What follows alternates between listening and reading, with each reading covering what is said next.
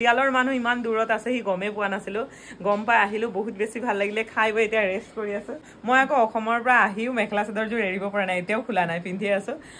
আৰু এইফালে দুৰ্গা মই ভন্টি কলেও হ'ব খুৰী কলেও হ'ব আৰু গৈছো পোৱালিৰ লগত খুৰাৰ শ্ৰেণী কোঠাটো চাবলৈ শ্ৰেণী কোঠা মানে হ'ল এয়া হ'ল গুৰুকুল খুৰাহতে থাকে গুৰুকুলৰে কোৱাৰ্টাৰত আৰু খুৰা ইয়াৰ এজন শিক্ষক আৰু এতিয়া খুৰাই বহি পঢ়াই আছে একচুৱেলি ইয়াত পঢ়াই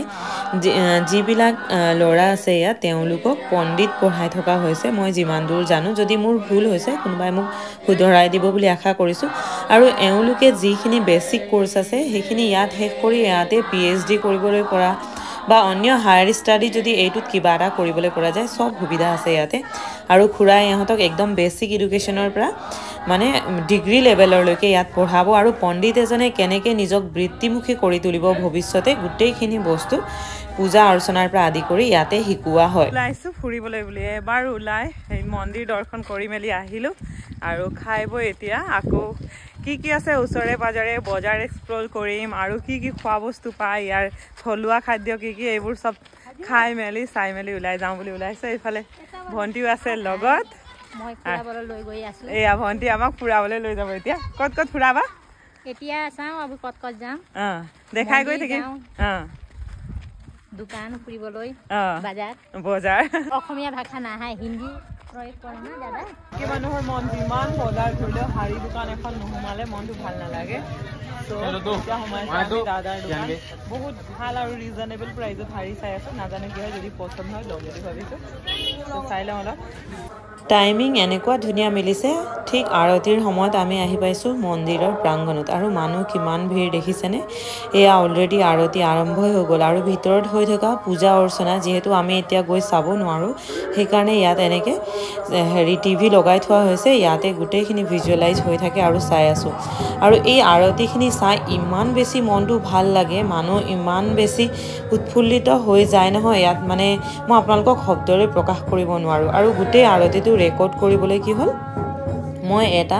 মোবাইল দি ইফালে লাইভ কৰি আছিলোঁ কাৰণ মই আহিছোঁ যেতিয়া মোৰ পৰিয়ালবৰ্গই এইখিনি চক বা লাইভতো কিছুমান মানুহে মোক ইয়াত দেখি পাব লগতে মন্দিৰো দৰ্শন কৰিব পাৰিব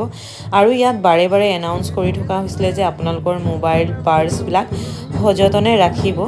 সেইটো কাৰণে বৰ বেছি ভালকৈ ভিডিঅ' কৰিব পৰাও নগ'ল বাৰু ইয়াত প্ৰথমতে ইয়াত ধূনাৰে আৰতি কৰা হৈছে তাৰপিছত আকৌ চাকি বন্তিৰে আৰতি কৰা হ'ব চক এইখিনি চাই ইমান ভাল লাগে আৰু দুইফালে যিহেতু একফালে আছে শিৱ ভগৱানৰ মন্দিৰ আৰু অন্যটো ফালে আছে পাৰ্বতী মাতাৰ মন্দিৰ সেইকাৰণে ধুনীয়াকৈ ইয়াত এনেকৈ কৰি থকা হয় আৰু লৰাই ভালকৈ দেখি পোৱা নাই ওপৰত ৰেলিঙত উঠি গৈছে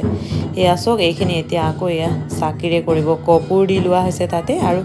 এইখিনি সময়ত আৰু বেছি ভিৰ হৈ যায় মানুহ বহুত বেছি হয় প্ৰত্যেক দিনাই ইয়াত আৰু তেখেতসকলে তাৰ মানে লোকেল বা খুৰীহঁতে লোকেল মানুহ বা খুৰীহঁতে কোৱা মতে ইয়াত কোনো দিনাই ভিৰ কম নাথাকে কাৰণ ইয়াত যোনটো জ্যোতিৰ্লিংগ আছে শিৱ ভগৱানৰ তাত হাতেৰে পূজা কৰিব পৰা যায় আৰু অন্যবিলাক প্ৰায়বোৰ জ্যোতিৰ্লিংগতে গ্লাছ লগাই দিয়া হৈছে বা বহুতখিনি আঁতৰৰ পৰাই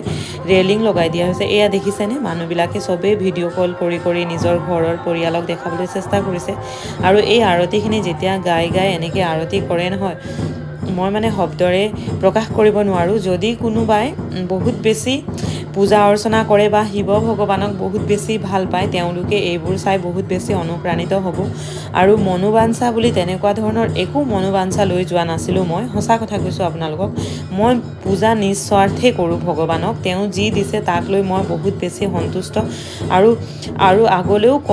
ক'ব বিচাৰিম যদি কোনোবাই কিবা বিচাৰি পূজা কৰে তেনেহ'লে ভগৱানক নিবিচাৰাকৈ পূজা কৰি চাবচোন কেতিয়াবা বা তেওঁ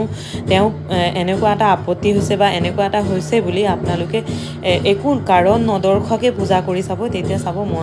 আপুনি মনোবাঞ্ছা কৰিবলৈ কোনো প্ৰয়োজনেই নহ'ব ভগৱানে সময়ত আপোনাক যিখিনি প্ৰয়োজন সেইখিনি গোটেইখিনি আনি দিব আৰু এনেকুৱা ধৰণে আনি দিব তেওঁক ধন্যবাদ কৈ আপুনি ভাগৰি পৰিব তেনেকুৱা ধৰণৰ চিটুৱেশ্যন আৰু ময়ো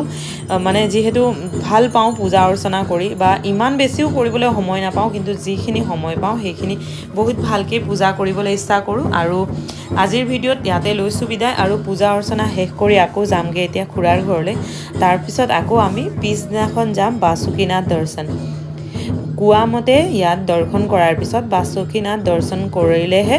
মানে আটাইখিনি পূজা অৰ্চনা সম্পূৰ্ণ হয় বুলি কয়